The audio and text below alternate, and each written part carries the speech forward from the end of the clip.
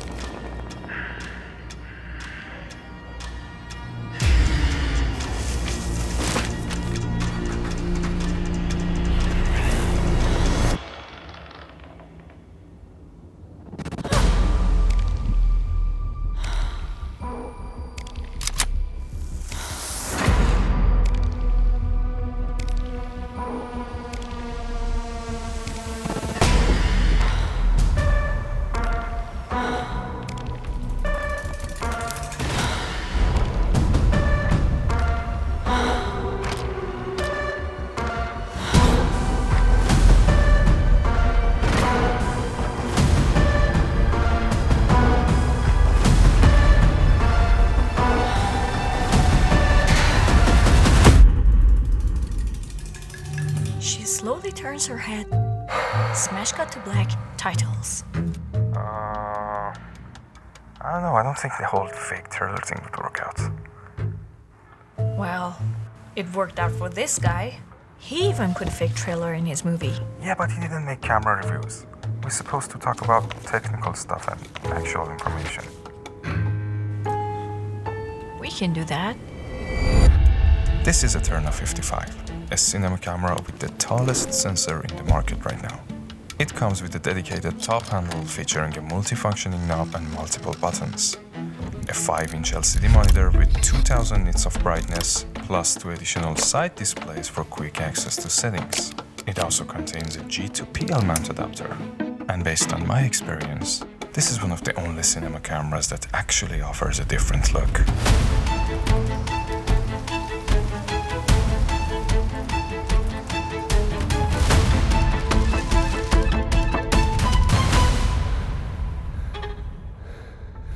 Eterna has a 44x33mm sensor, about 75% larger than any full-frame sensor on the market. And you really can see the difference, especially in open gate mode, because the camera allows you to record the full sensor in 4x3 in 4K up to 48 frames per second. So the GF45mm lens gives you the same field of view as a 35 on full frame, but it retains the depth of field and perspective characteristics of a true 45mm lens. But among all the recording options, the highest quality belongs to 5.8K mode. The downside is that it has a 239:1 crop, so it's only suitable if you plan to shoot your project in that aspect ratio using spherical lenses. The camera also offers 7 stops of internal variable ND, which we used extensively during our shoot, without any noticeable color shift. It also has dual base ISOs at 800 and 3200. We used the second base ISO for most of the night scenes and even pushed it up to 4000. But the image remained surprisingly clean and didn't require any heavy noise reduction. We also shot the entire video on AutoFocus, because Eterna has the same exact autofocus system as the GFX 102, and it's a subject detection autofocus, so it's definitely not the best in the field, but it was reliable enough that I felt safe using it for the entire project.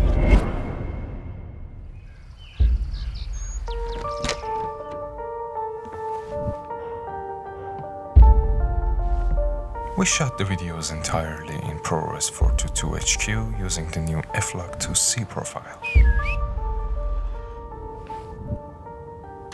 And for the color grading process, I used the Eterna F2.8 BT709 LUT from Fujifilm's website on the first node, and then use the CST on the same node with Real C3 as the input gamma.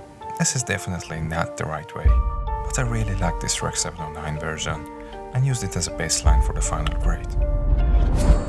Since we only had 2 weeks to shoot and edit this video, the only thing we managed to plan ahead was the music, which of course came from MusicBed, the only place I trust for high quality music. And recently, they launched MusicBed Sounds, a library of more than 150,000 sound effects that aren't AI generated.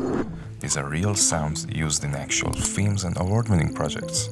Some of the people behind these sounds include 2-time Oscar winner Mark Mangini, known for Dune and Mad Max, and 5-time Oscar winner Richard King, who's behind the sound design of all Christopher Nolan's films.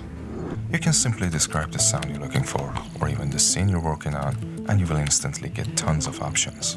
Sound effects can add an extra layer of depth to your videos. The first 2 minutes of this video alone contains 150 sound effects, and now you can get high quality music and high quality sound effects, all in one subscription, all in one place. So check out MusicBed using the link in the description and start your 14 days free trial today. You can run the Eterna with the usual FujiFilm MPW battery, but only for about 30 minutes.